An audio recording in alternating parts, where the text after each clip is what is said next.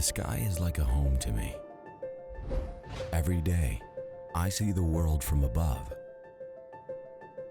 And that passion